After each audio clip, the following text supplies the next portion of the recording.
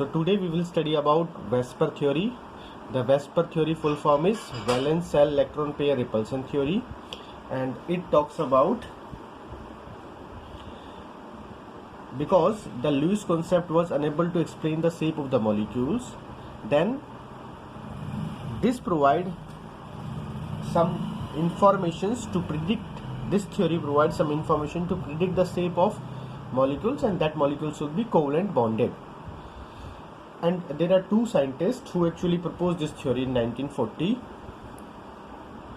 Sidgwick and Powell, and they proposed in 1940. That theory was very simple, and because as we are aware, the repulsive attraction is there or interaction is there when the forces are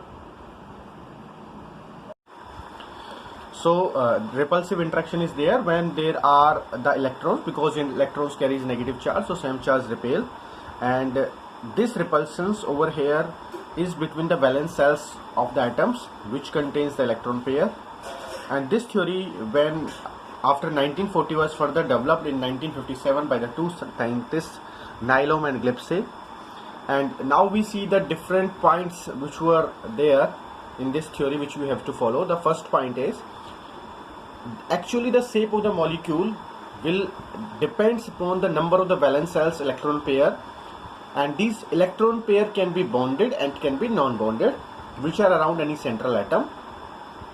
For example, in BeCl3 over here, the shape of the molecule is because there are the valence shells electron pair in the chlorine, which are around the central atom. Central atom is Be, beryllium. Okay. Second point, the pair of the electron in the valence shell repel one another since the electron clouds are negatively charged. Because the electron clouds are negatively charged, that's why they will definitely repel each other, and this repulsion will increase the distance between the electron clouds.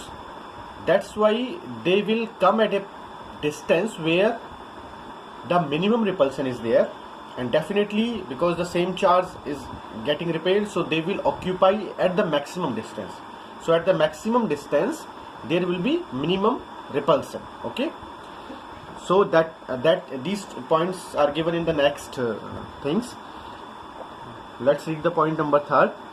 These electron pairs tends to occupy such position in the space that minimize the repulsion and thus maximize the distance between them. Right? So these electron pair will occupy such position in the space. In the space means three-dimensional position, that will minimize the repulsions and maximize the distance between them. Fourth, the valence shell is taken as the sphere with the electron pair localizing on the spherical surface at the maximum distance from each other. We actually consider valence shell as a sphere of electrons, or these spheres are actually clouds of electron pair, and these spheres localize themselves as a maximum distance so that there will be minimum repulsion.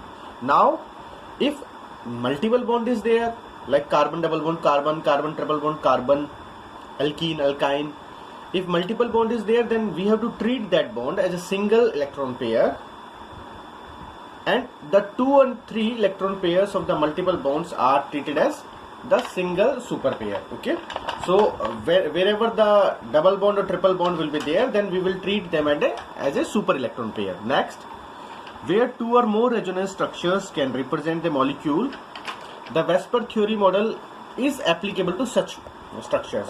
Like we saw the resonance, and definitely we will study that in the next lecture. Resonance is a phenomena where the electrons which are present in the molecules, especially the pi electrons, they are delocalized. They do not set themselves at a fixed position. They keep on moving around the molecule. For example, in benzene, for example, in ozone, O3. So, and the resonating structures we call canonical structure, and that forms a final hybrid structure. So this theory is also applicable to the canonical structures and various resonance structures. Now we try to see the repulsive interaction in an order where we will find the lone pair repulsion will be the maximum, because they are not yet stabilized. they are not yet bonded with anybody or any next electron to the any other atom. So lone pair repulsion will be the maximum. Then the minimum will be the bond pair repulsion, because that is mostly bonded forms. Electrons are here in the sharing, they are in bonded form, and in intermediate will be the lone pair repulsion. Okay. Now if we talk about the scientists who develop and redefine this theory, Nyholm and Gillespie, they give various explanations, and like this, the important explanation is the difference between the lone pair and the bond pair of the electrons. While the lone pair are localized on the central atom, each bond pair is shared between the two atoms. As a result, the lone pair electrons in the molecules occupy more space as compared to the bonding pair of the electrons. Definitely, because lone pair, they have maximum repulsion. They will share a space which is maximum, because they will occupy a distance which is maximum, because they are having maximum repulsion. So if in order to decrease the repulsion, decrease the instability of the molecule, they will come up at the maximum distance. Second, then, while the lone pair are localized in the central atom, each bond pair is shared between two atoms. As a result, the lone pair molecule will occupy the more space as compared to the bonding pair of the electron. The same point we discussed. This results in the greater repulsion between lone pair of the electrons as compared to the lone pair bond pair and the bond pair repulsions. Right? Okay, this is just explanations whatever we have discussed, the order or the strength or increasing strength, and these repulsions effects results in deviations from identical shapes and the alternate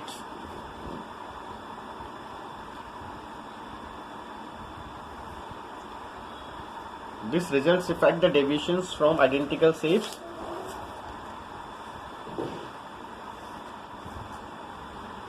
and the bonding in the molecules, right? Then see the next. For the predictions of the geometrical shapes of the molecule with the help of the VSPR theory, this is convenient to divide the molecules into mainly two categories. First category, the molecules in which the central atom has no lone pair, no LP is present. Second, the molecule in which the central atom has one or more lone pair. Why we are considering lone pair that much, or why we are giving it special considerations? Because this is the main parameter to decide the space the molecule will occupy surrounds the central atoms, because the lone pair they will go at the maximum distance, right? So that's why we divide the molecule in the two categories. One is having lone pair, one is the molecule which do not have lone pair. Lone pair, the molecules of which have lone pair, it can be one lone pair, it can be two lone pair. Okay. See next. If we talk about the depictions of the shapes of the molecules, or for example, if we see the compound as given in figure 4.6, AB2, AB3, AB4. So AB2 is BeCl2, AB2 is BeCl2, AB3 is BF3, AB4 is very similar or very famous molecule methane, and then AB5 is PCl5. So like that we can actually categorize the compound. If you try to observe the bond angle between them, BCl3 contains 180, and that is actually the two bonds are there and which are opposite to each other. Then BeF3, that contains the bond angle of 120. CeH4, that contains the bond angle of 109.5 degree, and PCl3, two bond angles are equatorial, which are at 90 degree. Okay, they are opposite to two bond angles are just opposite to each other. So if we consider the between this chlorine and this chlorine, the bond angle will be 90, and if we see the bond between this chlorine and this, which you can see the pinpoint, the bond angle will be of 120, right? So that's why if you see the PCl5 is a bit unstable molecule. Now if we see, let's discuss the shape of AB4, that is CH4. So this is the shape of the methane. Okay, and if you see the shape, there are the central atom, that is carbon, and then this is the central atom, black color, and then the 4 atoms are of hydrogen. Okay, because they contains the bond pair, so this molecule occupy the shape like this, that we call tetrahedral shape. And this tetrahedral shape, the bond angle between these two bonds are 109.5 degree. The bond angle between these two bonds are, if you see these two bonds, the bond angle between these two are 109.5 degree, right? So this is the structure of methane, that depicts this structure, CH4. Okay, the bond angle is 109.5 degree. So this you can see, this is the 3D structures of methane that look like this. Okay, this occupy this structure in the space, right? Now we see the next structure then.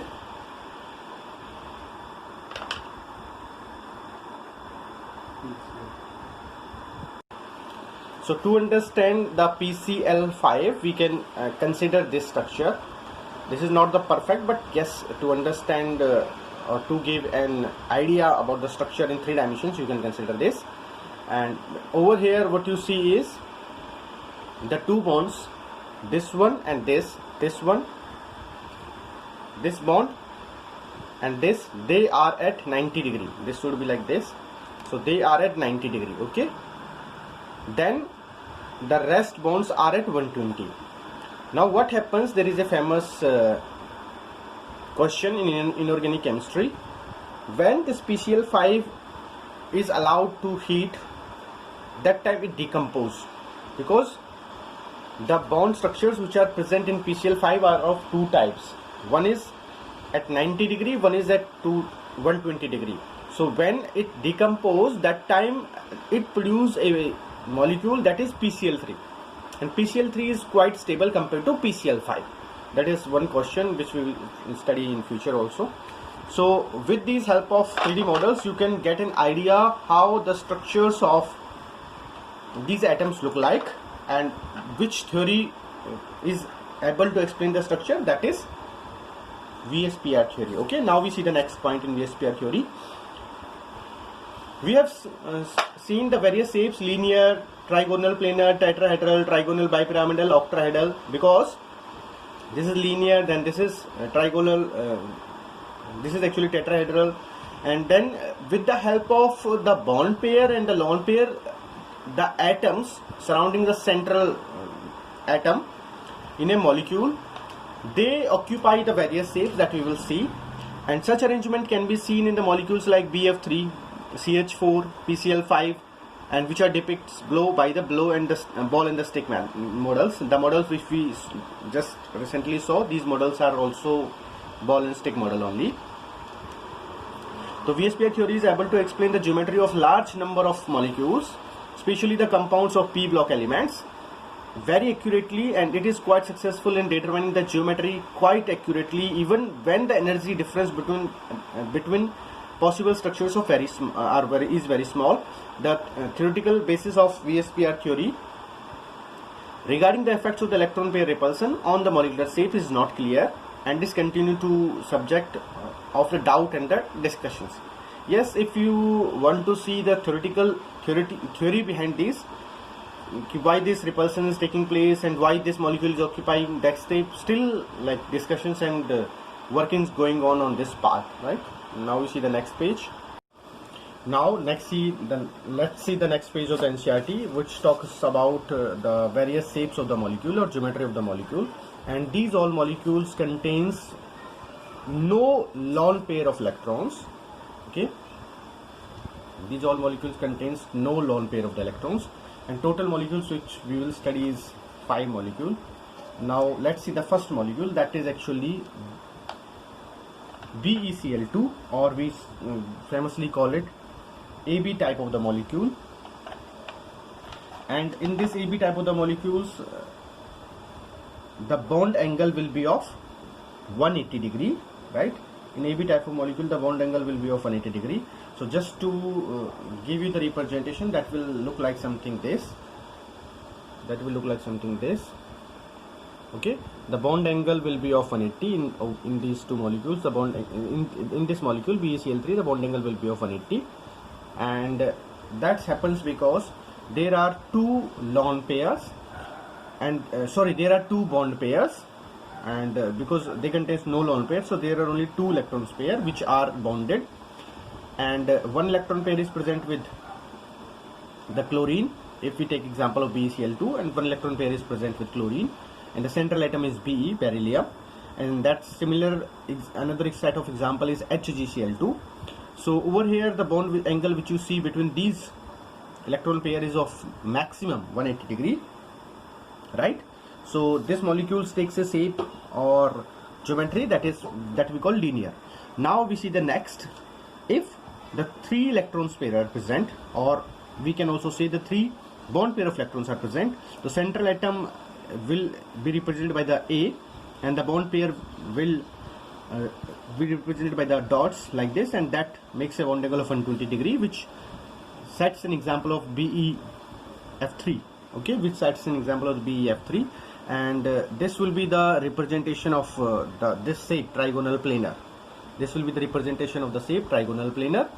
Okay, now this is the central atom, and the bond angle, if you see between these three bonds, that will be 120 degree. This bond angle, or this bond angle, or this bond angle, that will be of 120 degree, and by this we can study the structure of, or we can think of the geometry trigonal planar in our mind, right?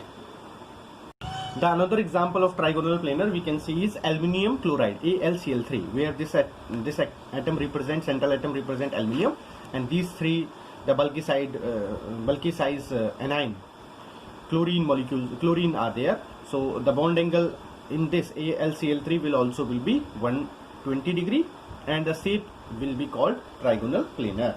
Okay, now we see if the bond pair of electrons, or the electron pair are of 4 in number, then the central atom again will be represented by A, and the bond pair are represented by the dots, two electron dots as per the Lewis structure.